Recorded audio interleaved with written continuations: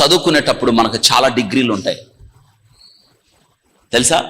నేను డిగ్రీ చదివానండి, నేను పీజీ చదివానండి, నేను ప్రొఫెషనల్ స్టడీ బీటెక్ చదివానండి, ఇంకా నేను లాయర్ చదివాను, నేను డాక్టర్ చదివానండి, ఎంబీబీఎస్ ఎండి అయిపోయిందండి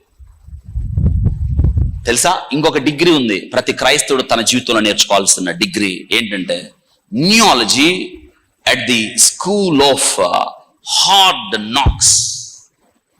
న్యూయాలజీ నీ అంటే ఆలోచన అంటే మోకరించడం.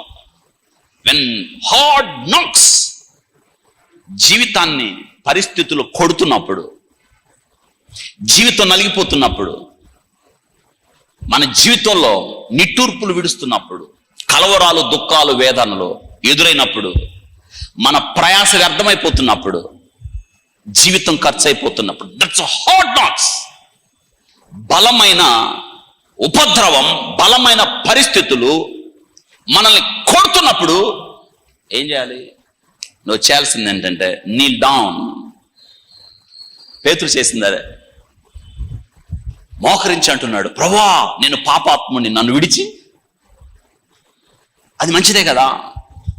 కొన్నిసార్లు మనం అనుకున్నాం, ప్రభువా ఈ పరిస్థితిని నా మీదకి ఎందుకు అనుమతించావు ప్రభువా, నేను తట్టుకోలేకపోతున్నాను ప్రభువా. No no no no, kneel down. నీ జీవితంలో నువ్వు ఓడిపోయావా? నీ జీవితంలో కష్టకాలమా? నీ జీవితంలో దుఃఖకాలమా? నీ జీవితంలో ఒంటరితనమా? నీ జీవితంలో నిరాశ నిస్పృహలు నువ్వు అనుకోలేదు, కానీ నీ జీవితంలో జరిగాయి. పేతురు జీవితంలో ఎన్నడూ అనుకోలేదు తను ఓడిపోతాడని. ఆ రాత్రి తన జీవితంలో ఏమీ దొరకని రాత్రి ఉండదని పేతురు బహుశా తన జీవితంలో ఎన్నడూ అనుకుని ఉండడు. ఎందుకంటే పేతురు అనుభవం, పేతురు పుట్టడం, పేతురు పెరగడం, పేతురు చేపలు పట్టడం, నేర్చుకోవడం, విస్తారమైన అనుభవం సంపాదించడం అక్కడే. గలిలయ సముద్రం పేతురికి కొట్టిన పిండి, కానీ ఆ రాత్రి ఏమీ దొరకలేదు. జీవితం ఒక్కోసారి దేవుడు మనల్ని కొడతా ఉంటాడు. ఆయన అలలు కొట్టినట్టు కొడతా ఉంటాడు. ఆ పంచ్ మన మీద పడుతున్నప్పుడు, ఆ నోక్స్ మన మీద వస్తున్నప్పుడు మనకి ఏం అర్థం కాదు.